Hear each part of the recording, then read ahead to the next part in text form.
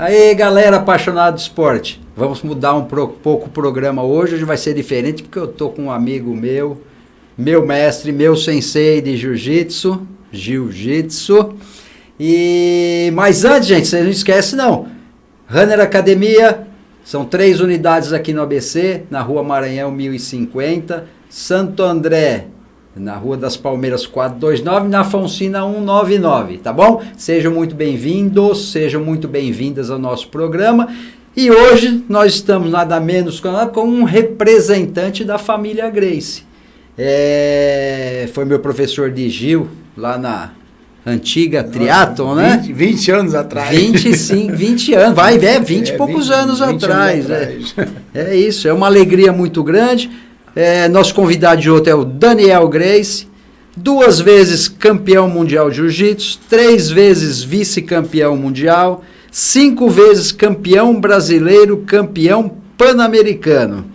Aí migrou pro MMA, né? Estreou no Pride, lá no Japão, que na época era o top dos top, era o evento dentro do MMA, era o Pride, né? Eu acho que nunca vai ter um evento igual o Pride, mas a grandiosidade, né? O tamanho do evento deles era absurdo. E 5 vitórias, né? 5 vitórias no Pride, depois já estava nos Estados Unidos, já está nos Estados Unidos há 21 anos, né? Isso.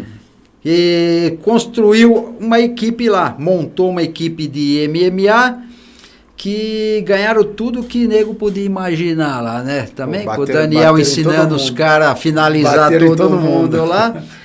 E depois lançou 6 atletas no UFC, que 17 vitórias e nenhuma derrota. O UFC fez uma reportagem sobre a nossa academia. Tem um especial que eles fizeram falando sobre isso, né? Que foi a única academia que tinha... A gente só tinha 6 atletas, né? E foram 17 vitórias seguidas, zero derrotas. Não tivemos nenhuma derrota no UFC. Isso aconteceria, né, com academias grandes, mas não com uma academia pequena como a nossa, né? Tinham 6 caras só. Tanto que a gente entrou num nível, assim, de ficar lutando quase todo mês. Eu tinha um atleta lutando no UFC porque eles começavam a trazer, né, meus atletas de volta, porque eles estavam ganhando. E dessas 17 lutas, só 2 eles ganharam por decisão. O resto foi tudo finalização, nocaute técnico e nocaute. Olha que alegria. Daniel, prazer ter você aqui. O prazer é meu. E você era bem exigente lá atrás nos treinos, eu lembro, né? Como que foi essa... Aqui no Brasil você conseguiu tudo que quis, 5 vezes campeão brasileiro. Mas eu tenho uma pergunta. Quando a gente fala assim, é o Daniel, mas não é o Daniel Gracie. Você levar um nome desse dentro do jiu-jitsu e dentro do MMA não é fácil não, né? Não é fácil. Na realidade é o seguinte, a gente sempre fala que a pressão acabou, mas ainda tem um pouco de pressão, né? Mas a pressão era maior realmente quando a gente queria provar que o jiu-jitsu era a arte marcial mais eficiente, né? Numa briga de rua, a gente queria provar isso pro mundo. E aí o que acontecia? Quando a gente falava isso, as outras artes marciais se doíam e queriam, né, provar que era o contrário. E aquilo ali ficou durante vários anos, né, principalmente no começo, né, eu ainda peguei, a minha geração ainda pegou isso. Pegou um pouco a gente tem que provar que o jiu-jitsu é mais eficiente que outras artes. E a gente às vezes tinha que... vinham os lutadores de outras artes marciais desafiar o jiu-jitsu. Eles vinham na academia visitar e queriam saber se realmente funcionava. E eu lembro, adolescente, a gente tinha que brigar para mostrar, né? E não podia bater na cara, tinha que mostrar a eficiência de uma maneira mais técnica. Então era botar o cara no chão, uma segurar, coisa mais suave, né? A nova geração tá fácil para eles, que eles não têm que provar nada, né? Não. Já chegou num patamar que todo mundo sabe jiu-jitsu, todo mundo sabe as outras artes marciais. Então isso... Agora sabendo, né, que todo mundo treina jiu-jitsu, tirou um pouquinho da pressão, né, da família de provar que o nosso jiu-jitsu era o melhor do mundo, né? E isso que você fala, assim, isso era bem marcante, porque até uns 30 anos atrás, vamos pegar Brasil, tá? Uhum. Até quem que sabia que era jiu-jitsu? Ninguém sabia. Ninguém sabia. O pessoal conhecia o judô, conhecia isso, mas jiu-jitsu foi depois com a sua família. Sua Exatamente. família introduziu o BBJ, né, Brazilian Jiu-Jitsu, trouxe para cá e depois criaram o UFC, onde aí começou a divulgação. E eu acho que isso, a grande diferencial do cara ser bom ou ser ruim hoje no MMA é o nível do jiu-jitsu que ele tem. Com certeza. Eu falo, hoje está mais completo, né? Porque a gente virou, tipo, o MMA faz sempre um círculo, né? Tem uma hora que estão fazendo mais Muay Thai, estão fazendo mais boxe, estão fazendo mais Karatê, Judô, Wrestling, aí Jiu-Jitsu, e volta, né? E volta. E aí tem os lutadores que vêm tirando vantagem do barulho, né? Daquela arte marcial que está fazendo. Por exemplo, tinha uma época que ninguém mais queria ver jiu-jitsu no UFC. Mas por quê? Porque o público do UFC era o público leigo. Que para eles gostava da porrada. Não, exatamente. Você entender um soco na cara, o cara caindo, todo mundo entende isso. Agora, entender um cara fazendo uma luta técnica de jiu-jitsu é difícil, né? Porque você está no chão ali naquele bololô, quem sabe tá entendendo, né? Tanto que o Joe Rogan, ele é faixa preta de jiu-jitsu, e eu lembro várias vezes as pessoas vaiando depois que a luta acabou numa finalização ou acabou numa decisão, mas foi uma luta muito boa no solo, e ele falava, o cara começava a vaiar, ele esperava, falava, olha, isso foi uma das melhores lutas que eu já vi de chão, que eu já vi na vida, entendeu? Eles não sabem, eles não estão entendendo. Ele ainda falava assim, mas foi muito bom, me fala. E ele sabia porque ele era faixa preta de jiu-jitsu. Então, o público leigo, era muito difícil ensinar para eles jiu-jitsu, né? Porque ninguém entendia o que estava acontecendo. E aí, essa época, vários lutadores brasileiros bons de jiu-jitsu foram para os Estados Unidos e tomaram pau porque queriam ficar trocando em pé. Vários deles melhoraram em pé e realmente viraram nocauteadores. Mas, tirando vantagem do jiu-jitsu deles, que seria o certo, eles não conseguiram. Por quê? Porque eles queriam ficar trocando porrada. Um deles é o Demian Maia. O Demian Maia começou a finalizar todo mundo, acho que foram 12, 13 vitórias seguidas por finalização. Aí entrou nessa leva aí dos caras que queriam trocar porrada. Quis provar e aí foi, que ele perdeu uma, perdeu duas. Pancada, Eu acho que ele perdeu uma, duas ou três, talvez, e voltou a usar o jiu-jitsu, voltou a passar o carro em todo mundo. Então, mas tem bastante exemplo disso aí. O próprio Anderson, faixa preta de Gil, fala que luta que ele usava Gil, não usava mais, só no começo. Conseguiu finalizar um outro, mas o negócio dele foi pro Muay Thai. O outro nosso campeão do leve, oh meu Deus, José Aldo. José Aldo, campeão mundial de jiu-jitsu. Campeão mundial de jiu-jitsu. Eu acho que ele é faixa azul, campeão mundial de jiu-jitsu, mas um campeão mundial de jiu-jitsu já quer dizer que o cara tem um jiu-jitsu bom. Quando você viu ele usando o jiu-jitsu? Você não vê. Nunca. Você lembra dele nocauteando os outros. Nunca. E pro outro lado, nós temos um atleta que nunca deixou de usar o Gil, virou campeão e continua usando o Gil, que é o Charles do Bronx. Charles do Bronx, exatamente. Excelente, muito bom. Eu falei outro dia, ele pra mim, ele hoje é o melhor representante do jiu-jitsu no UFC, entendeu? E não só, é difícil fazer o que ele fez foi o seguinte, a criatividade dele no jiu-jitsu de competição, de jiu-jitsu de kimono, ele passou pro MMA. E hoje ele é tão perigoso no MMA, o jiu-jitsu dele é tão perigoso no MMA como era no de kimono, entendeu? Ele é muito criativo, usa flexibilidade, usa o tempo, né? Que é muito importante o tempo de usar a técnica do jiu-jitsu. Uhum. Ele aprendeu, né? Claro, com experiência de luta, ele aprendeu como fazer isso. E é impressionante, porque... Claro, agora vão ter essa geração que está vindo agora assistindo o Charles do Bronx, eles vão querer fazer jiu-jitsu e vão querer... e ele é muito paciente, né? Faz, sabe a hora certa, sabe... Eu acho que ele perdeu o título por causa da perda de peso dele. Porque o jiu-jitsu, ele funciona muito quando você está, né, com pujança física, você está bem, né? Você consegue usar o seu jiu-jitsu no meio da luta. E eu vejo que todas as lutas que eu vi ele perdendo... foram porque do segundo round para frente ele você vê que no primeiro round ele ganha, aí o segundo round já começa a diminuir, no terceiro round ele perde, ou no final do segundo round ele perde. Porque eu sei, porque aconteceu muito com atletas meus, né? De eu fazer uma a perda de peso muito forte, muito intensa, e chega na hora da luta, por mais que você tenha recuperado o peso, recuperado a hidratação, não é a mesma coisa. Não é a mesma coisa. Então, eu acho... compete meio doentão, né? Exatamente. E aí você até ajusta as posições, você consegue pegar a posição, mas o cara sai. Não tem aquela... Quer dizer, você pega a posição, você não consegue ajustar não a consegue posição. Ajustar e o cara forte, explosivo, suando, né? Tudo escorregadio. O cara sai das posições, aí ele vai tentando, não pega.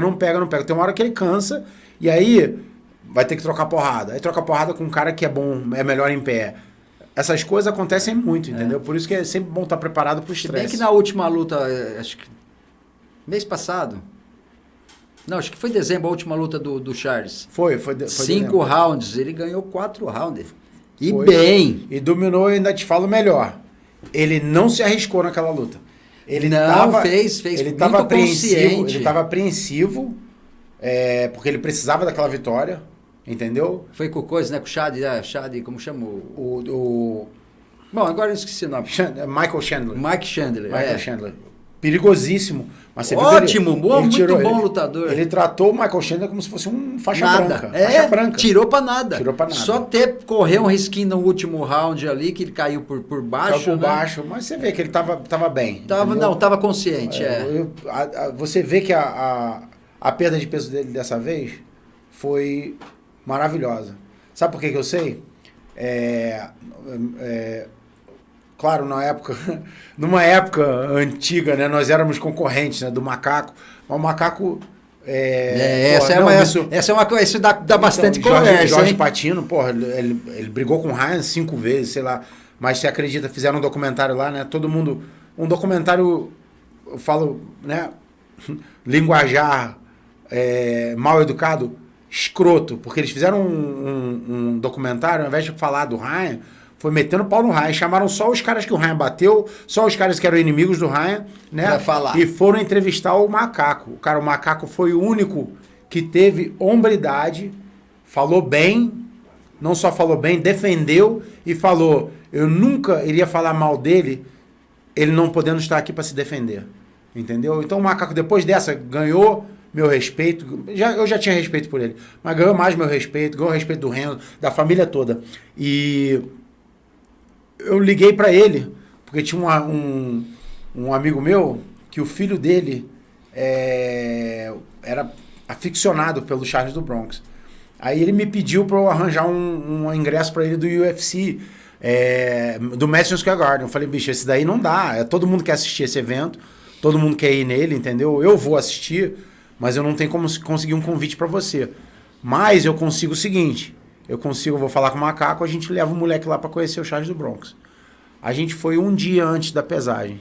Cara, aí você vê como é que esse cara, ele merece estar onde ele tá, ele merece ser campeão. A gente chegou lá, eu cheguei lá com o moleque, ele tava já deitado pra dormir, acordar no dia seguinte, cortar um pouco de peso ainda e ir pra pesagem. Cara, ele deu um pulo da cama, veio, porra, abraçou a gente, falou pra mim, porra, que honra te conhecer, mestre.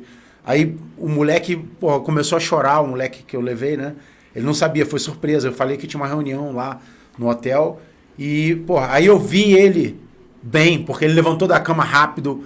Eu via que ele tava Eu falei, vai ganhar porque essa perda de peso dele não foi ruim, foi boa. E ele foi lá e tirou o Chandler pra nada, né? Pra nada. E ele é simples. Você falou assim, sabe que ele fez...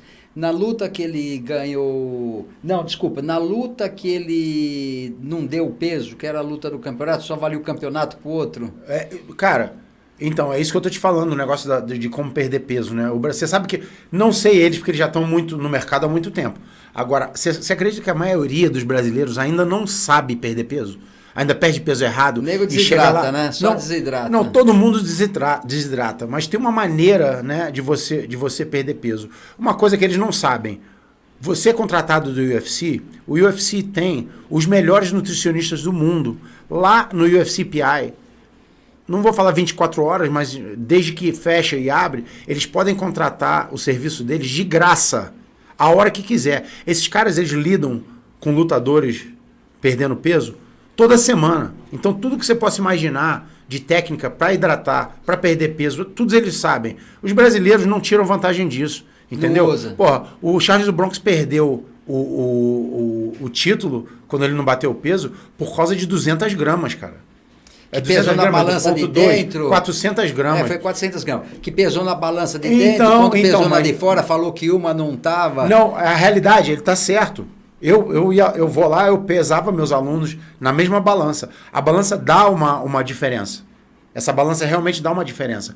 Mas se você está acostumado com aquela balança, você deveria saber que ela dá uma diferença. Que está 400 acima. Exatamente. Você não pode confiar naquela balança. Você tem que confiar na balança oficial.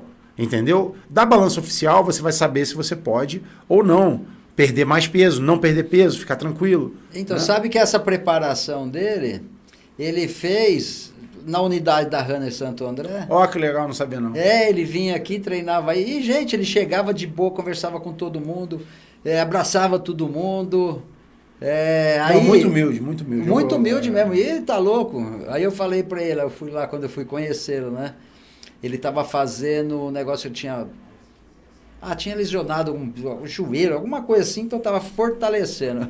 E eu cheguei pra ele e falei assim, vamos ali pro tatame que eu preciso ensinar umas aulinhas, dar umas aulinhas pra você aprender. Ô, mestre, vamos sim. Eu falei, então se recupera aí, senão vai ficar feio. Ó, que maneiro. É muito, muito bacana. Então, aí é que tá, isso daí, né?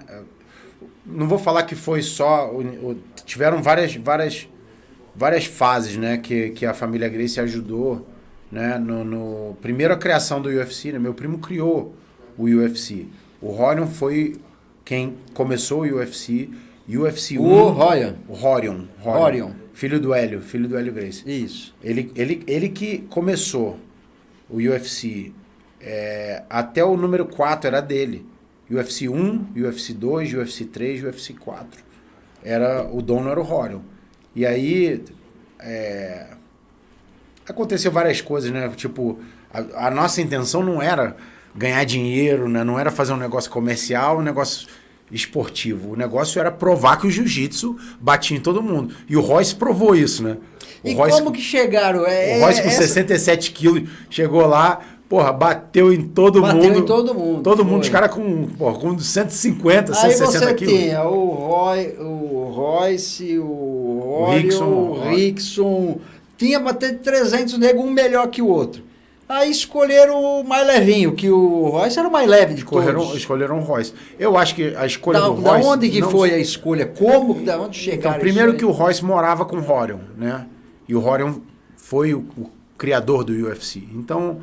era o cara que estava mais perto dele. Eu vi uma entrevista do Rorion, que o Rorion escolheu o Royce por Royce exatamente parecer ser o mais franzino para impressionar os outros. O Rickson, que era o campeão da família na época, o Rickson já era mais, né, sarado, já tinha uns 80 e poucos quilos, então não ia impressionar tanto. Né? O Rorion falou isso, que ele escolheu o Royce por esse motivo. Eu vou te falar que eu amo o Royce. Royce, porra, me trata muito bem, entendeu? Ele ficou um tempo com a gente no Rio, ele ficou lá em casa com a gente um tempão. E eu virei muito amigo dele, né? Porque a gente não tinha intimidade, porque a maioria da vida dele foi nos Estados Unidos. E eu vou te falar que eu fiquei preocupado quando o Royce foi escolhido para representar a família no UFC, porque eu nunca tinha visto ele competir.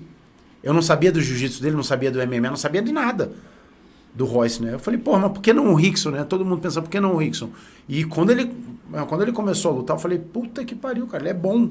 E realmente tá batendo em todo mundo. Não, porque a gente não sabia, a família mesmo não sabia, entendeu? Só quem treinava com ele sabia, a gente não sabia, né? E era outro formato, né? Era pancadaria, foda-se, vale tudo então, mesmo. Aí eu ia chegar lá, o Rorion vendeu o UFC porque os americanos, a Comissão Atlética de Nevada e todas as comissões atléticas lá começaram a dar trabalho para ele em termos de organizar o evento, porque não tinha luva, porque não tinha tempo, porque não tinha peso, né? Diferença de peso e não tinha regras. Era tudo... Bicho, você vê UFC 1 ou 2, eu não me lembro, tem um cara que segura no saco do cara e começa a apertar, aí não satisfeito, ele começa a dar soco E aí o cara começa a puxar o cabelo do cara. Era um cara que tinha até um birote na cabeça. Um cabelinho, o cara começou a segurar e começou a dar soco no saco do cara. Era um cara meio rechuchudinho. Então valia tudo. E aquilo dali pra eles era uma imagem chocante, né? A gente estava acostumado com isso aqui no Brasil. E aí eles começaram a dar trabalho pro Rorion para continuar com esse conceito, né? Sem luva, de vale tudo. E aí ele recebeu uma proposta do Dana White para vender o evento. E quem comprou o evento foram os irmãos Fedita, que são os caras que... Eles têm vários cassinos em Las Vegas. Dali, claro, virou esporte. Luva, 3 rounds de 5 minutos, não pode puxar cabelo, não pode dar soco no saco, não pode... esse negócio todo. E aí, acabou que o conceito que o Rorion queria... né, não existia mais, e aí ele realmente, para ele foi, aí o nego fala hoje, pô, mas ele vendeu por 3 milhões e meio o evento, 3,5 milhões de dólares. Hoje o evento vale mais de bi, né? Mas eu falo, as pessoas falam, porra, ele deve ter se arrependido. Eu acho que no conceito, como a gente estava fazendo, como a gente fazia aqui, que o Rorion fez lá, não ia chegar onde chegou. Tanto que teve uma época que o UFC começou a cair. O número de fãs começou a cair. Isso aí. E aí você vê que o Dana White realmente ajudou não só o UFC, mas ajudou toda a academia de jiu-jitsu do mundo. Foi ajudada pelo UFC. Sabe como? Ele criou o Ultimate Fighter. O Ultimate Fighter, que eu ia da falar casa. Agora. O que aconteceu? O reality, né? O reality show do UFC. Do UFC. E o por que aquele reality show fez todas as academias de jiu-jitsu do mundo terem sucesso? Primeiro que o público leigo, que não sabia o que era jiu-jitsu, começou a entender o que era jiu-jitsu. 90% dos lutadores que conseguiram entrar na casa, porque tinha uma seletiva e todos eles passaram na seletiva, eram lutadores de jiu-jitsu. 80% deles, ou 100%, não, desculpa, 100% deles começaram a treinar por causa do Royce. E aí, aquilo ali deu um boom de novo no UFC, deu um boom de novo em todas as academias de jiu-jitsu. Eu acho que assim, é 2 momentos, não é que caiu, é que a visibilidade era uma hora que fez o reality, aquilo deu um estouro no mundo inteiro, que todo mundo passou a acompanhar o UFC, passou a acompanhar os campeões, passou a ter seu lutador de preferência, coisa que não tinha na primeira fase. Não, e outra coisa, entender o que eram as artes marciais. Isso. Começaram a se aprimorar mais. Aprimorar, né? Em ver o que é o Muay Thai, o que é o boxe, o que é o wrestling, o que é o judô, o que é o jiu-jitsu. Eles começaram a entender mais o que era arte marcial. Tanto que hoje em dia é muito engraçado, né? Você vai no YouTube, você vê mais de 300 nerds falando sobre luta. Nunca lutaram na vida, mas falando. E aí os caras realmente entendem de luta. Falando, eles entendem realmente de luta, entendeu? Antigamente não tinha isso. Antigamente o cara entendia porrada. Aí, quando via o jiu-jitsu no chão, falava, o que é isso? Tanto que eu vou te dar um exemplo. Eu lembro a gente assistindo o UFC aqui no Brasil e... Lembra quando o Royce fez a final com Dan Severn? Sei. Na final do UFC 2, eu acho. 2. Que eles chamavam o Dan Severn The Beast, né? A besta. Não, foi no 2. Foi o 2, eu acho. Foi no 2. Com o 3, ele... O 3 foi o Shamrock. O Shamrock, isso. E no 4, que ele não voltou... Ele não voltou pra final, Pra final, não foi? Então, foi. Então foi no 2. Foi no 2 mesmo. Aí... Aquele cara era um monstro do 2. Era um monstro, ele passou o carro em todo mundo, o Royce passou o carro em todo mundo, foram pra final. Aí o Royce... E veio de uma semifinal que não acabava nunca, né? Não acabava nunca, exatamente. E veio de uma semifinal que não acabava nunca. Eu falei, vai morrer, morreu. Não, ali como que volta? Foi mais de 1 hora de luta, alguma coisa assim. Foi bastante. E o Royce fecha um triângulo no Dan Severn e o comentarista, não sabe o que é aquilo. Aí ele falou... O Gracie agora está em apuros. Olha, com esse cara desse tamanho em cima dele, como é que ele vai sair dali? E a gente no Brasil assistindo falou... Ih, esse cara tá maluco, ele tá com um triângulo encaixado. O outro tá quase morrendo. Aí você vê o Dan Severn mesmo, com aquele mãozão assim, batendo, né? Ele bateu e o Royce largou e os caras dali eles falam... Entenderam nada. Como é que acontece isso? E aí o jiu-jitsu começou a dar um patamar nos Estados Unidos gigante, né? Que ajudou todas as academias. Aí teve aquela baixa, aí veio a casa. Mesma coisa, deu aquele boom de novo. Então, a realidade é que, eu falo, tinha pressão antes? Tinha, porque a gente queria provar a eficiência do jiu-jitsu. Hoje em dia não tem mais pressão, não, porque todo mundo sabe tudo, né? E eu ainda falo, o jiu-jitsu salva. Jiu-jitsu salva. Tu pode ver que tem cara lá tomando porrada, daqui a pouco vai pro show, boom, vai e pega. Deus perdoa, jiu-jitsu não, exatamente. Não exatamente, é bem bacana. Depois desse momento aí que o pessoal começou a entender, que o pessoal começou a ver o jiu-jitsu, a ascensão das academias de Gil foi uma coisa fora do comum, né? E se mantém até hoje, se mantém até hoje. Por quê? Eu vou te falar por quê. Principalmente o público americano, né, cara? Qualquer outra arte marcial que você vá aprender, não tô falando aprender por aprender assim, por exercício. Tô falando aprender para defesa pessoal ou para lutar. Cara, me fala qual que você não tem que tomar porrada. Eu falo, eu sei que a sua arte é judô, eu sei, mas até o judô, cara, ficar tomando queda não é todo mundo que gosta. Não é todo mundo gosta nada. Né? Então o que acontece? O jiu-jitsu é a única arte que você realmente pode aprender de uma maneira mais macia. Você não se machuca. Tanto é que é simples. Eu vou dar um exemplo simples. Todo lutador judô que para da época de competição, ele migra pro Gil.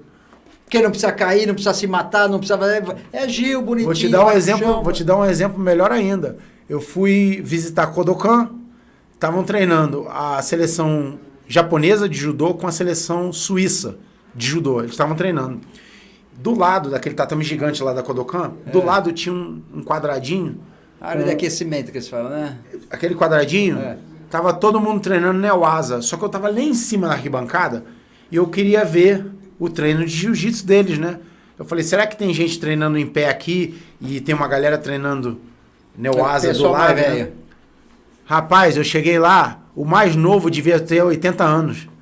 Os caras velho. Tô te falando senhores. Teve gente que saiu de andador, teve gente que saiu de bengala, mas eles estavam treinando jiu-jitsu, cara. Aí eu olhei e falei, tá vendo como é que jiu-jitsu dá pra treinar a vida inteira? Acho que dá. Agora, é um negócio, né? Qualquer arte marcial, você tá aprendendo a intensidade do treino, quem bota é você.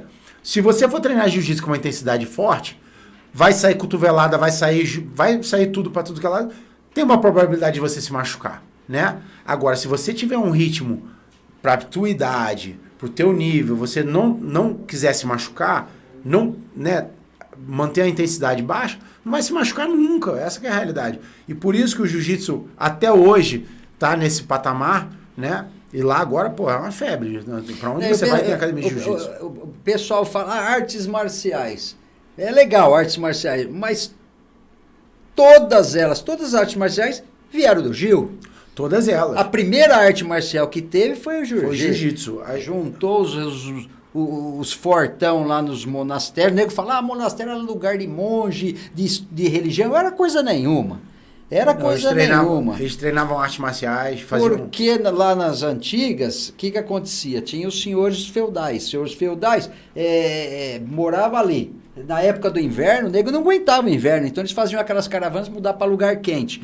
Levava todos os escravos, eles mudavam tudo, mudavam as casas, mudavam tudo, levavam para lá. E começou os pobres, no meio dessas caravanas, assaltar. Exatamente, saquear a comida. Saquear a comida, até comida, mas era comida. Foi quando os senhores feudais se reuniram, montaram os monastérios para montar uma defesa para eles. Exatamente. E foi através a arte suave, que aí vem aquela conversa nossa lá de trás, que o japonês doido ficou lá... Que veio primeiro? Viu que os galhos finos se curvavam e aguentavam a tempestade. Os fortes ficavam lá, quebravam, fodia. Que daí que surgiu a arte suave, que é o Gil. Tem muitas teorias, né? Falam que na Índia, uma tribo dessa aí, um desses monastérios aí, um cara assistindo uma briga de gafanhoto, alguma coisa assim. Ele começou, tem essa também. Começou a ver que eles realmente usavam a técnica para derrubar, e aí daí eles começaram a desenvolver a técnica. Tem várias teorias, mas a realidade é que foi criado na Índia, nesses monastérios milenares aí, E foi a primeira arte marcial do mundo. Arte. Dali, quando acabou essa história, os discípulos, os monges, discípulos, cada um foi para uma região para divulgar essa arte marcial. E cada um prezou pelo que ele tinha mais facilidade, pelo estilo. Aí um saiu taekwondo, saiu karatê, saiu tudo, mas tudo veio do Gil. O único mais próximo do Gil até hoje é o judô. É o judô, exatamente. Porque o sensei Jigoro Kano, quando partiu para outra história, ele ficava inconformado de uma disputa de 2 lutadores de Gil, acabar a luta, ou um morria ou saía aleijado, ele não se conformava com isso. Exatamente. Então ele tirou os golpes mortais ou aqueles golpes de articulação que deixavam o cara aleijado, tirou a ênfase do chão e deu a ênfase para golpes de projeção. Exatamente. Mas a arte marcial é a mesma até hoje, né? Eu fui lá, na Kodokan mesmo, eu fui lá visitar Kodokan e eu vi o kimono do Jigoro Kano. Não, do Conde Koma. Ah, do Koma. O kimono do Maeda tava lá. Isso daí foi... A gente fala de onde é que se originou o jiu-jitsu. O jiu-jitsu saiu da Kodokan. Jiu-jitsu saiu... O judô e o jiu-jitsu corre muito junto, é muito similar. Eu falo que é a mesma arte marcial, né? Eu acho que é com mais ênfase no chão. O jiu-jitsu com mais ênfase de queda. De projeção. De projeção no judô. Tanto é que eu dou um seminário, eu faço um seminário, até esses dias eu fui fazer, mas fui fazer molecadinha. É um seminário de judô e Gil junto, aí você inverte, né? Projeção pro Gil, que o Gil começa de pé. Lógico. E mas se você já sai de 2 pontos. Mas você viu o que está acontecendo hoje, né? O jiu-jitsu está começando de pé, mas os caras estão sentando a bunda no chão e arrastando a bunda para frente para puxar o cara para guarda. Não tem nem... Na minha época, a gente tinha que agarrar no kimono, tinha uma regra, você tinha que agarrar no kimono. Tinha que fazer a pegada. Fazia a pegada antes de puxar para guarda. Hoje em dia você não precisa mais. Hoje em dia você tem que... Você bota a bunda no chão e arrasta. E aí, às vezes, se você fizer isso várias vezes, você toma punição. Mas o cara arrisca a punição e aí você vê os dois fazendo isso. Pra mim é uma cena ridícula, eu vou te falar por quê. Porque pra mim o jiu-jitsu sempre, o que a gente pregou foi sempre defesa pessoal. É melhor arte marcial para defesa pessoal. É melhor arte marcial para você se defender na rua, de um ataque, de qualquer coisa, né? Como é que você vai se defender na rua, botando a bunda no chão, tu vai arrastar a bunda no asfalto? É lógico que fazer. Então esse conceito de defesa pessoal tá acabando hoje em dia. Eu mantenho, as pessoas da minha época também mantêm, entendeu? Você sabe, eu amo judô, eu amo queda, né? Eu amo as quedas de judô. Eu mostro muito, em MMA, eu mostro muito judô para os meus atletas. Inclusive, eu chamei um cara que treinava comigo de vez em quando, foi campeão do Bellator, que foi medalha de prata olímpico, nas Olimpíadas de Atlanta. Chama o Rick Horn. Rick Horn. Ele foi campeão do Bellator. Peso leve, né? 70 quilos, cara, aí eu falo, ele ficou bom de wrestling. O que ele fazia? Levava o cara pra grade, usava Deshibarai pra ir nas pernas. Os caras não conseguiam defender, porque o cara tentava usar a grade. Quando o cara vai defender na grade, é muito difícil você usar o wrestling. Tirar o cara de um single leg, num double leg. Então o que ele fazia? Ele dava o Deshibarai, a perna do cara saía da grade, aí ele agarrava e botava pra baixo. Se fosse no meio, rapaz, tu tem que ver o que esse cara fazia de queda de judô no meio do octógono. Ele jogava todo mundo, jogava de Poissioi, jogava de Harai Goshi, jogava de Kataguruma, não, ele jogava de tudo que é jeito. Antes dele tinha um cara no UFC, puta, eu esqueci o nome do cara, mas também era um judoca olímpico muito Nossa, eu bom. sei quem que é assim, vou lembrar o nome dele. Ele é da época da casa, do Ultimate Fighter. E às vezes a gente vê, principalmente quando tá na grade, o cara põe a base, abre as pernas, põe a base e fala, mas caramba, tava... Faz ele jogar o peso e bate não tem desequilíbrio. Bate o DH, ele vai abrir a bunda, ele vai sair da base. Exatamente. Eu vejo aqui e falo, mas por que será meus alunos faziam, porque eu mostrava pra eles. Por que será que ninguém faz? Não sei. Tira o peso e puf, DH. Eu não sei. Ele vai abrir a guarda, vai... Eu acho que porque o judô não é uma luta muito relacionada a MMA, eu acho que ninguém pensa nisso, né? Eu ensino muito judô pros meus atletas de MMA. Sempre. Outigari, nossa, a quantidade de outigari que eu fazia os caras dar, darem na grade, agarrou aqui, porque você tá lá com a pegada por baixo do ombro, principalmente por cima do ombro. Quando você tira a guarda, entra faz as pegadas, entra na... Olha o que eu fazia, o cara fazia. Entra por baixo, cara. Fazia o cara andar pra trás, tirando o cara da grade. Quando ele tirava o cara da grade, Outigari. O outro cara já cai na grade ali, não tem como. O cara batia na grade assim, já numa posição já todo torto, entendeu? Eu ensinava muito pros meus alunos. Ô, Ed, solta nosso din-din. Eu até esqueci aqui, pra conversa tão boa com o Daniel que eu até esqueci. Hoje vou apresentar a Runner, uma academia completa, localizada na Rua Maranhão, em São Caetano do Sul, com estacionamento privado e toda uma estrutura para te receber, com diversas aulas e salas à sua disposição para melhorar a sua qualidade de vida e o desempenho do seu treino. Contamos também com espaço Kids e uma estrutura completa de piscina com acessibilidade total. E para você que está buscando qualidade de vida, a Runner tem uma grade completa com diversas aulas para te atender. Além disso, para quem quer começar no mundo da luta, também temos uma sala preparada para você. Sem contar a nossa mega estrutura de musculação, que conta com aparelhos de primeira e profissionais qualificados para te auxiliar. Runner é uma academia para todos, e estamos preparados para atender você e toda a sua família. Vem para Runner! Aqui é o melhor lugar para o seu treino. Aqui no Spa da Riqueza nós temos drenagem linfática, reflexologia podal, shiatsu, liberação miofacial para quem é atleta e também para futuros atletas, diminuindo dores e tensões musculares.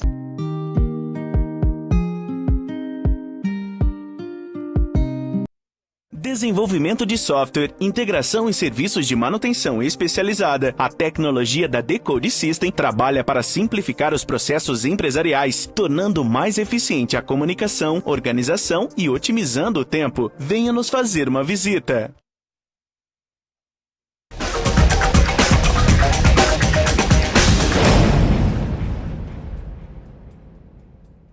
Ô, galera, você que quer participar com a gente aqui, tanto sendo entrevistado como sendo apoiador, entre em contato nas nossas redes sociais, tá bom? O pessoal vai te atender, vai te dar todas as coordenadas, tudo que você precisa. É no Instagram, DNA do Esporte SCS, e no YouTube, nas duas ali. E quando você entrar ali, não esqueça de participar ali, de se inscrever no canal e ativar o sininho, tá bom? Quando você ativa o sininho, você vai receber tudo que está acontecendo, tudo que vai acontecer aqui do nosso programa, tá bom? E hoje estamos aqui, mestre Daniel Grace.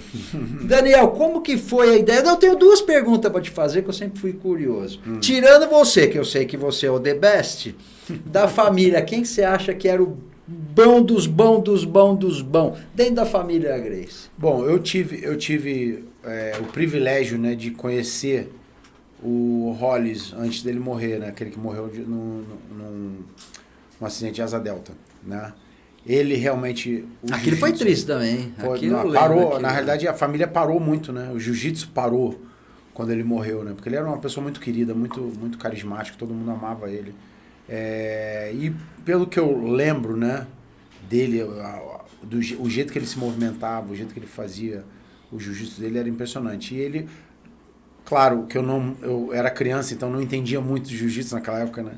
Como eu entendo agora, mas a família mesmo, todo mundo fala que ele foi o melhor que existiu na família, entendeu? Agora, tiveram muitos, né? O Rickson também foi um dos melhores na época do Rickson. No Brasil, o nego fala de Rickson, não, na época dele, eu acho que ele era o the best dos, não, ele da galáxia. Ele pegava, né? todo mundo. Eu lembro, ele começava assim uma luta, ele chegava numa posição contundente, uma posição que ele podia finalizar, começava o público contava até 10, e até chegar no 10 ele finalizava o cara. Ele finalizava. Só de chegar numa posição boa, eu já começava a contar. E aí ele ia pra finalização. Mas eu falo da nova geração agora, campeão dos campeões, o Roger. O que tá na Inglaterra, né? O Roger tá com a academia na Inglaterra, tá muito bem lá. A academia dele é lotada de aluno. E o Roger foi campeão mundial 11 vezes ou 12 vezes. Só 11. A família, a realidade é a seguinte, às vezes demora um pouco e aí, pum, aparece um campeão da família Grace de novo. Entendeu? Eu acho que vai se manter assim durante muito tempo, né? Porque a gente ama o jiu-jitsu, E não só isso. Tem, claro, os old school da família, né, ficaram um pouquinho para trás, não acreditam muito em jiu-jitsu de competição e ficaram mais no jiu-jitsu de defesa pessoal, né? E tem os que gostam de competir, e esses mantêm, né, o jiu-jitsu vivo, o jiu-jitsu ativo, então vão estar, né, sempre na cabeça ganhando. Mas o que eu acho, né, tem muitos da família, tipo o Renzo, por exemplo. O jiu-jitsu do Renzo era maravilhoso, entendeu? Muita gente não sabe, porque ele competiu talvez até a faixa roxa, entendeu? Ganhava tudo também na faixa roxa. O Hillion, meu primo Hillion, porra, a melhor guarda que eu já vi na minha vida. E falavam que a guarda dele é muito parecida com a do Hollis, entendeu? Então, tiveram vários campeões da família que fizeram a diferença, né, do jiu-jitsu e fizeram o jiu-jitsu da família se manter lá no alto. Eu acho que toda geração da família Gracie tem um campeão. Dos que eu me lembro, eu me lembro do Hollis, mas não me lembro ele como campeão. Mas eu ouço, né, todo mundo falando que ele era o melhor.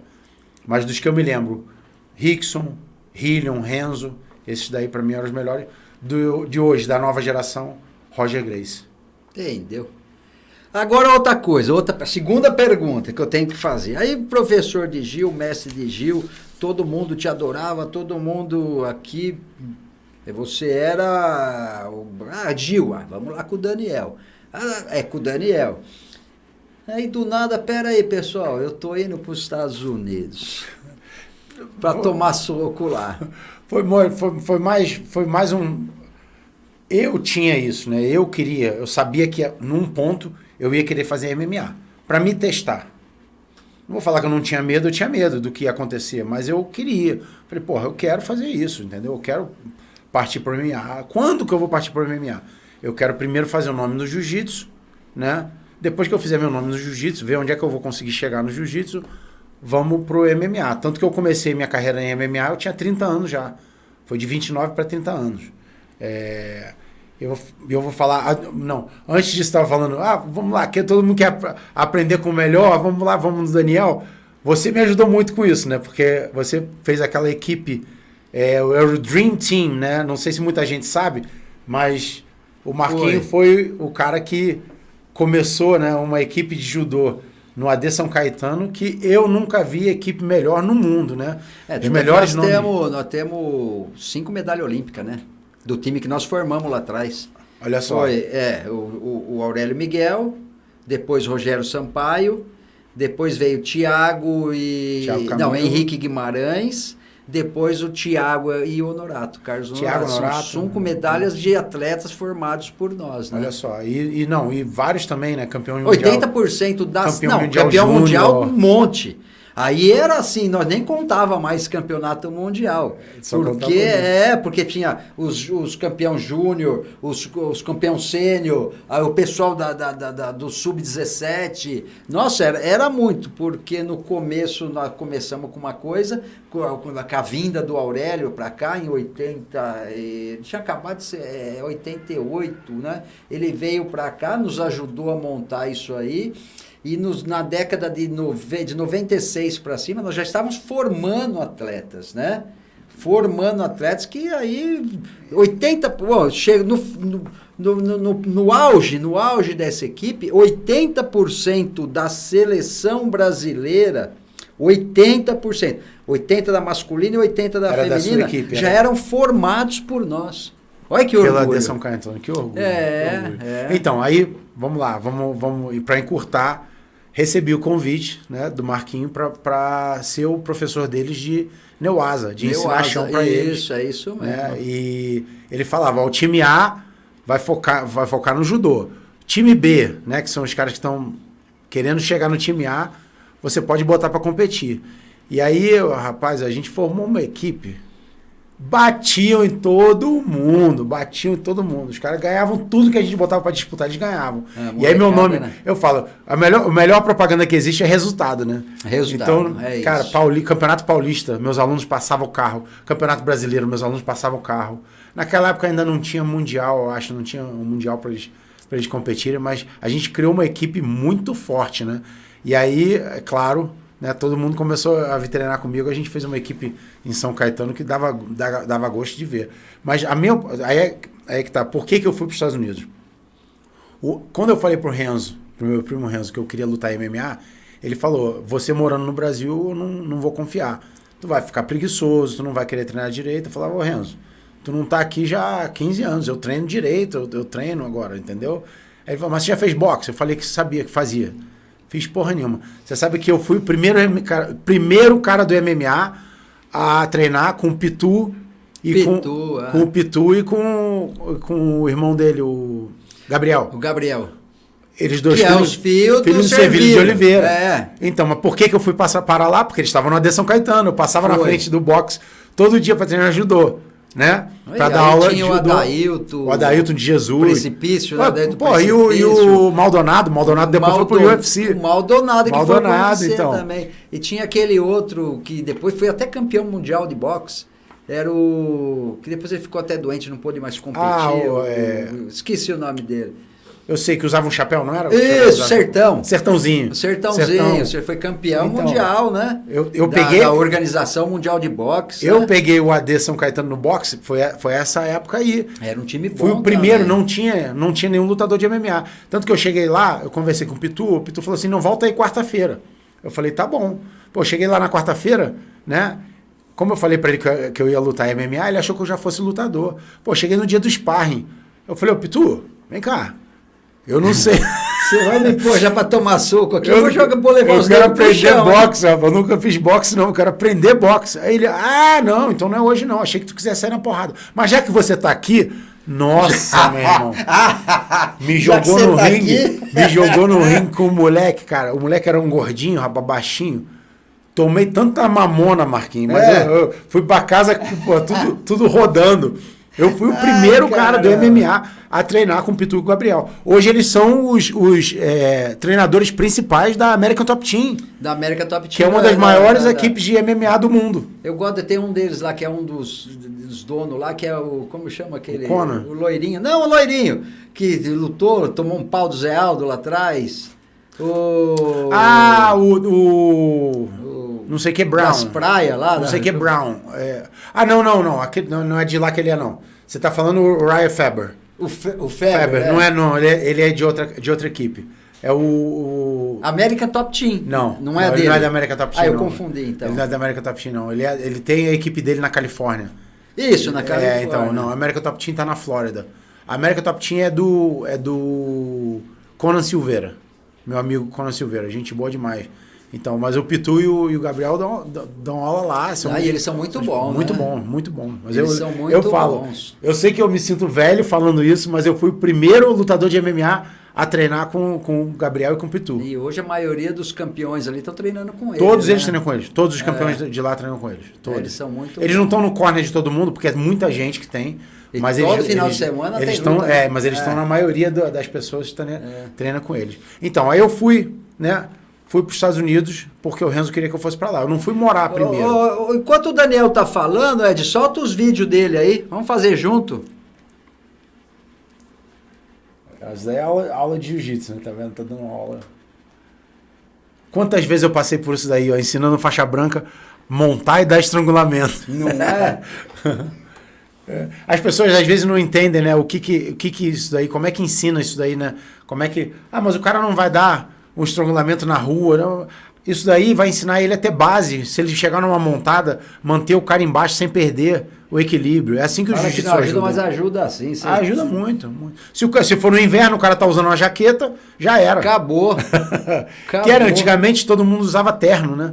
Por isso que o jiu-jitsu e o judô sempre usando a pegada pano, né? Lógico, porque tinha pano. Até no verão as pessoas usavam terno. Né? Era mais elegante antes, né? E os samurais usavam kimono também, né? Já usavam kimono. Então, mas eu fui para os Estados Unidos treinar. Eu lutava no Pride, lutava no Japão, ficava lá um tempo e voltava, né, pro Brasil. Fiquei nessa aí, mais 3 lutas eu fiquei nessa. Aí, meu casamento aqui não estava indo muito bem, já estava separando, né, da minha primeira mulher, e eu conheci a minha mulher nos Estados Unidos, conheci uma americana, né? E aí, quando eu ia pra lá, eu ficava mais tempo, né? Porque eu já tava namorando, aí ficava mais tempo. Aí ainda voltava. Mas ia pra lá, já ficava um ano antes de voltar. Eu lembro que eu botei o Nino Schembre. Aí tinha um incentivo pra botei ficar, o Nino né? Schembre, exatamente. Eu botei o Nino Schembre pra me substituir lá na Triathlon, lá aqui em São Caetano. Foi. Nino Schembre foi um dos melhores do mundo de jiu-jitsu, né? Um dos Foi. ícones do jiu-jitsu na época dele. Depois veio o Maurício Alonso também pra me substituir. Aí acabou que minha mulher ficou grávida, né? A gente tem 2 filhas. Eu tenho 2 filhas americanas com a minha segunda mulher, né? Com essa americana. E aí eu fiquei. Aí fui ficando. Pô, tentei voltar pro Brasil algumas vezes, não deu certo. Voltei. O que aconteceu? A minha, agora ex-mulher, ela era da Filadélfia. Ela nasceu e cresceu na Filadélfia. E o pai dela chamou a gente para ir para lá por um período para poder ver para onde é que a gente ia mudar nos Estados Unidos. E eu cheguei na Filadélfia e liguei para um amigo meu que tinha um evento de MMA, né? E aí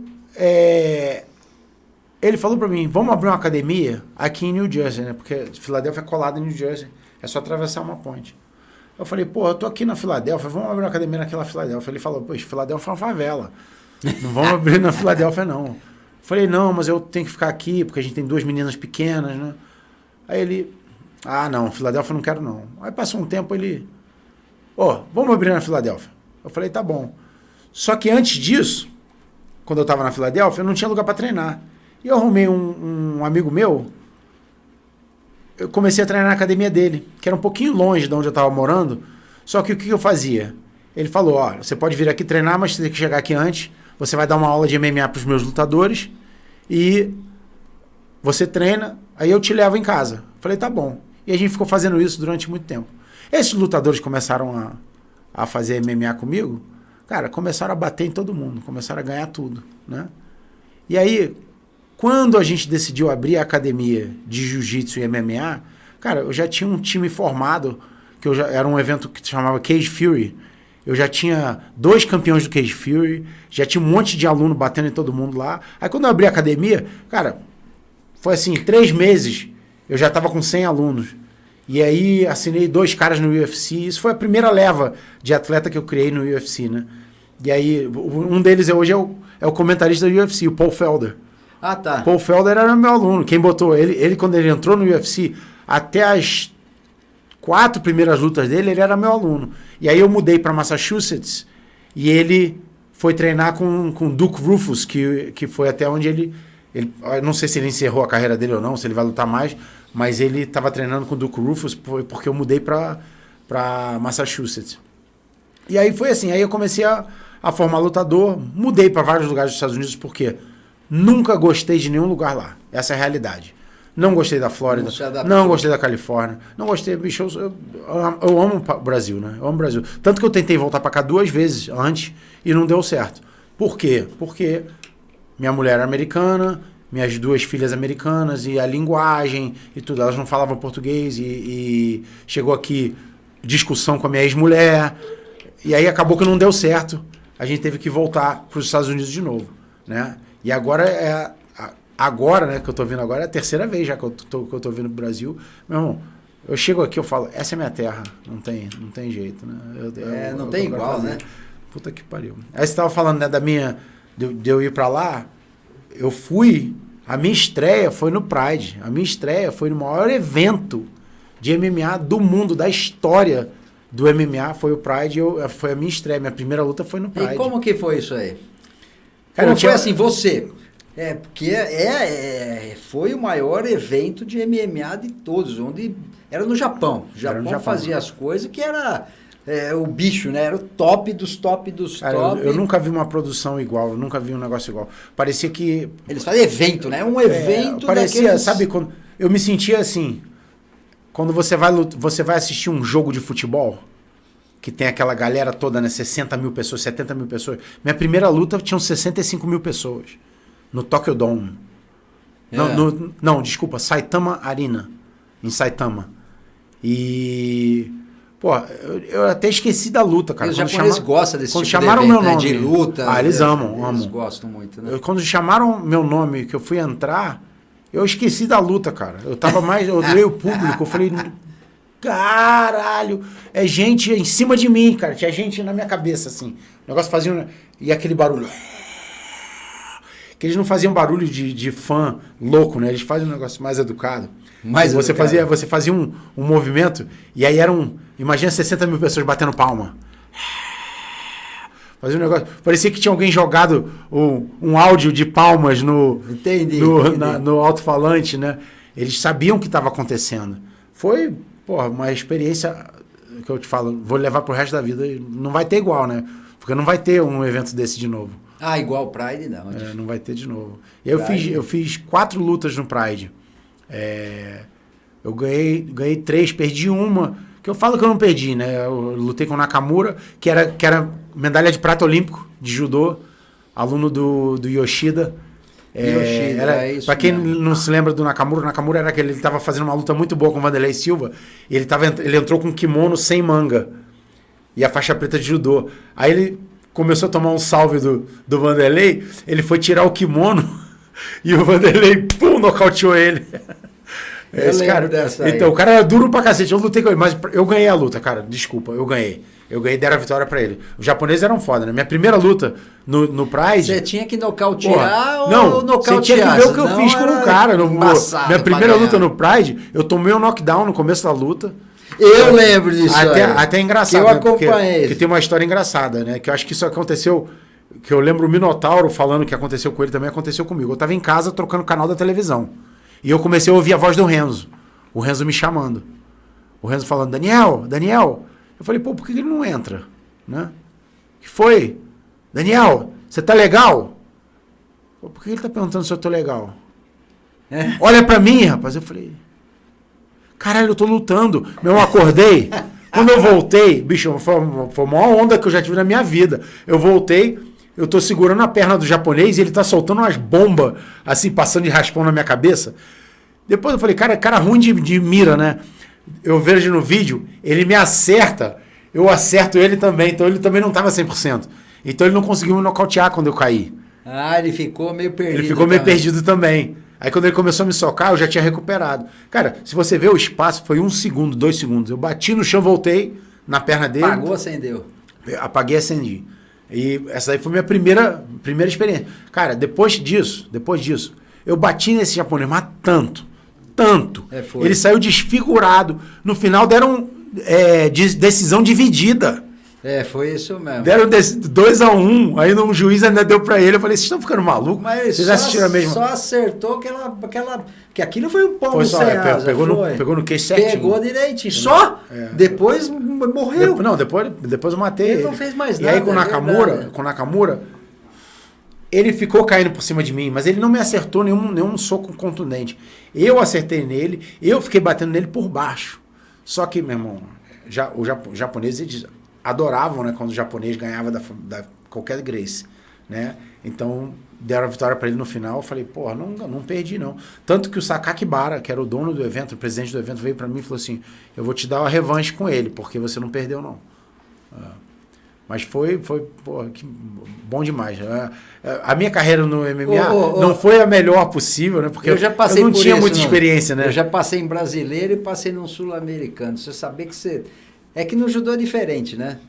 Você tá ganhando a luta e nego inventa uma história, manda um rançoco em você pra você não ganhar mesmo. É até sacanagem, né? Ou bandeira, ou vai pra bandeira. Não dá uma raiva. Raiva? Dá vontade de esquecer tudo que você aprendeu e... teve uma no Sul-Americano, eu quebrei tudo. Chutei placar, chutei tudo, saí andando, fiquei suspenso uns 8 meses. É mesmo? Depois eu vou te contar uma história boa desse tipo aí.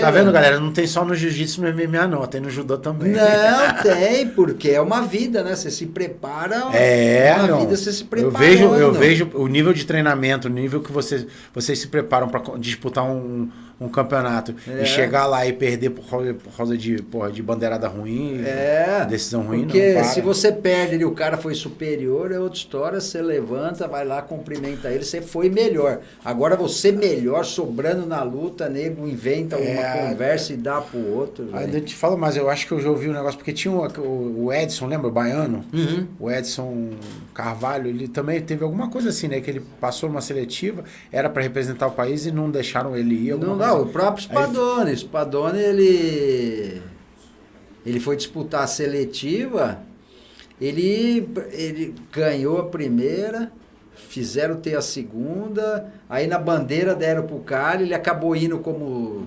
suplente? Como reserva. Do Pedro 71-71. Ele foi reserva, mas o cara não ganhava dele, porque... Você sabe quem que era? Que foi o Flávio Canto. Flávio Canto. Mesmo, era do peso dele. Ele socou o Flávio. Não é que socou. Na luta, foi muito igual, muito parecido, só que o Spadoni abriu o gás pra cima dele e na bandeira deram pro Flávio. É ridículo, né? Acontece. Pra quem não sabe, o Spadoni, né, treinou comigo. A equipe que não tava disputando judô, que o Marquinho permitiu eu botar em campeonato, né? O Spadoni foi um deles. O Spadoni treinando comigo, no primeiro ano treinando comigo, eu botei ele no Paulista, ele passou o carro em todo mundo, chegou no final, só que eu botei ele de faixa azul. De faixa azul. É verdade. Chegou no final, o Jorge Patino, o macaco, grudou do meu lado e falou, é teu aluno? Eu falei, é. Aí ele falou, o outro é meu aluno. Aí eu olhei pra ele e falei... Aí o Spadoni passando o carro no cara, sacudindo pra tudo que é lado. Aí ele falou assim, bem, né? eu vou parar essa luta aí, não é justo. Eu falei, não é justo o quê? Ele falou, teu aluno é faixa preta de judô. Aí eu falei, não, ele é faixa marrom. Aí o macaco falou assim, ele é faixa preta de judô, ele é campeão mundial júnior, o nome dele é Cristiano Spadoni. Aí acabou. Aí eu olhei pra ele e falei assim, pô, tu tá sabendo mais do que eu. Foi. E aí o Spadoni foi desclassificado, né? Tiraram a vitória. Na final, fazendo a final com o aluno do macaco. Aí eu falei pra ele, ó, quer voltar amanhã? Quer voltar no dia seguinte pra disputar de faixa roxa? Aí falou, não, mestre, não. Vamos outra competição. E aí a segunda competição eu falei, agora eu tenho que botar de faixa roxa, brasileiro de jiu-jitsu. Mesma coisa no Paulista. Passou o carro, ele tinha mais ou menos, 1 ano e meio de jiu-jitsu, mais ou menos. Passou o carro. Mas Marquinho, eu acho que o menos pontuação, a menor pontuação que ele fez no brasileiro foi 18-0. 18-0. O Spadoni. Meu Léo, assistiu algumas competições dele. Já saía de 2 pontos, jogava o cara. Pra final. Acabou. Não, o mais engraçado eu falando pra ele, falei, Spadoni, bicho, bate devagar, não derruba muito forte, que vai todo mundo começar a prestar atenção e vão começar a te puxar pra guarda. Aí ele falou assim, puxou pra guarda, eu passo, mestre. ele era marrento pra caralho. Aí, porra, eu falei pra ele, mas bate devagar, né? Ele dava de Ashibarai que o cara virava estrela, porra. Foi. Eu falei pra bater devagar, cara. Aí eu não consigo. Mas eu foi devagar? Aí ele foi até a final do brasileiro. Chegou na final, o cara puxou ele pra guarda, conseguiu raspar ele. Aí o cara raspou, ele fez uma maneira, levantou, o cara puxou pra guarda, ele passou a guarda. Passou, tá? Passou. Tô falando porque tá passado. Só ficou o calcanhar preso no meio das pernas do cara. E eu olhava pra ele e falava, Spadoni, livra a porra da perna, cara. Tu passa a guarda de todo mundo assim, ele passava a minha guarda assim, cara. É aquela passagem que o Barbosinha usava, né? A galera do judô usava. Uhum. Passa! Aí ele falando, mestre, ele tá segurando a minha calça. Aí eu comecei a olhar, cara, o cara segurando a calça dele pela boca, por dentro da boca, e ele tentando livrar, ele fez tanta força pra livrar a perna, que rasgou a calça. Eu falando pro juiz, porra, ele tava segurando a boca da calça. Aí não dava mais pra ver, né? Porque tava entre as pernas do cara assim, né? Ele foi, trocou de calça, voltou. Aí o cara começou a correr dele. Correr. Puxou pra guarda quando faltava 20 segundos, segurou ele. E aí ele perdeu por uma raspagem. Na final do brasileiro de faixa roxa. Né? Com 1 ano e meio de jiu-jitsu. E o cara... Quem era o cara? Jacaré Souza. Jacaré. Era o Jacaré do UFC, o Jacaré Souza. foi Que quem era ganhou. forte, né? Era, porra, pra caralho, né? Era muito forte. Mas eu lembro que ele gostava muito de dar queda nos outros. Com o Espadone ele puxou pra guarda. Foi. Puxou pra guarda. Mas foi a final do Brasileiro. O Espadone perdeu pra ele na final do Brasileiro na faixa roxa. Daniel, o pessoal já tá brigando, passou nos astrais. Quero te agradecer, tá? Agradecer a sua presença aqui. Pô, prazer. Tenho certeza que o programa... Tem muita resenha ainda pra gente conversar. Tem que Não, voltar aqui. Vamos vir outras vezes. E nós vamos trazer o Spadone para nós dar uma Nossa, vai ser bom perguntar demais. o porquê que ele perdeu pro Jacaré. Vai ser bom demais trazer ele aqui. Não é? Muita Vamos história, perguntar por que você perdeu pro Jacaré. Como que você dá uma dessa? Não, segurou na boca da calça. Segurou na boca da calça. Ô, pessoal, oferecimento Runner, as 3 unidades, São Caetano, Santo André, São Bernardo. Não esqueçam de seguir o nosso programa, DNA do Esporte SCS, no Instagram e no e-mail. No YouTube e Instagram. E você que quer participar aqui do nosso programa, entre em contato com a nossa produção, tá aí os nossos endereços, no YouTube e no Instagram, tanto para ser entrevistado aqui, como para ser apoiador do programa, tá bom? Daniel, obrigado mesmo, meu mestre, né? Meu mestre, exatamente, obrigado, você treinava mestre. jiu-jitsu comigo, né? Foi, aprendi Neuasa, com não, você. Jiu-jitsu não, Neuasa, né? Vamos falar Neuasa. Pode ser assim. Prazer muito grande estar aqui com você, né? E te reencontrar, que foi uma alegria muito grande. Exatamente, tô de volta, então vai ser muito mais fácil agora, porque agora eu tô de volta aqui. Chega, 21 anos nos Estados Unidos, não aguento mais. Vou começar a formar lutador brasileiro agora. Vamos montar um projetinho junto. Vamos. Deixa que nós vamos. Vou eu lá no corner do UFC. Deixa comigo. Eu fiz um time agora com 6 lutadores no UFC. Não perderam nenhuma luta. Até a hora que eu parei de dar aula pra eles, né? Mas até o momento que eu tava treinando eles ainda, foram 17 vitórias, 0 derrota no UFC. E agora eu quero fazer isso com os brasileiros. Eu quero chegar aqui e pegar o talento brasileiro, usar, claro, a experiência toda que eu peguei lá, né? Que é realmente... Lá é profissão. Aqui é sonho, né? É ideia. Lá é profissão. Então eu quero ensinar os brasileiros o que a gente fazia. Nós temos que falar, nós passamos a nossa horinha e nós não falamos do lutador brasileiro, dos projetos, vamos deixar para o próximo programa, vamos montar projeto, instituto, hoje penso que nós lembramos nossa conversa. Para lutador de MMA. Lutador de MMA geralmente não tem uma situação muito boa financeira, entendeu? Então eu vejo todo mundo ajudando criança carente, projetos, ninguém ajuda os lutadores de MMA que estão querendo chegar lá. Vamos falar no próximo programa. Vamos, com certeza. Tá bom? Um abraço a todos vocês apaixonados de esporte e tamo junto e espero vocês na próxima semana. Tenho certeza que com uma atração bacana, igual o meu mestre aqui, eu não sei, vai ser difícil, né? Mas com atração que vamos trazer muita coisa bacana para vocês. Um beijo a todos. Hoje vou apresentar a Runner, uma academia completa, localizada na Rua Maranhão, em São Caetano do Sul, com estacionamento privado e toda uma estrutura para te receber, com diversas aulas e salas à sua disposição para melhorar a sua qualidade de vida e o desempenho do seu treino. Contamos também com espaço Kids e uma estrutura completa de piscina com acessibilidade total. E para você que está buscando qualidade de vida, a Runner tem uma grade completa com diversas aulas para te atender. Além disso, para quem quer começar no mundo da luta, também temos uma sala preparada para você. Sem contar a nossa mega estrutura de musculação, que conta com aparelhos de primeira e profissionais qualificados para te auxiliar. Runner é uma academia para todos e estamos preparados para atender você e toda a sua família. Vem para Runner! Aqui é o melhor lugar para o seu treino.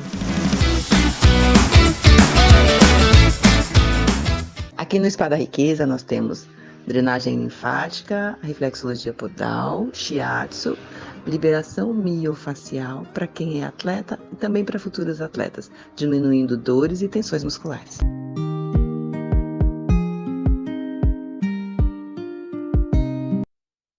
Desenvolvimento de software, integração e serviços de manutenção especializada. A tecnologia da Decode System trabalha para simplificar os processos empresariais, tornando mais eficiente a comunicação, organização e otimizando o tempo. Venha nos fazer uma visita.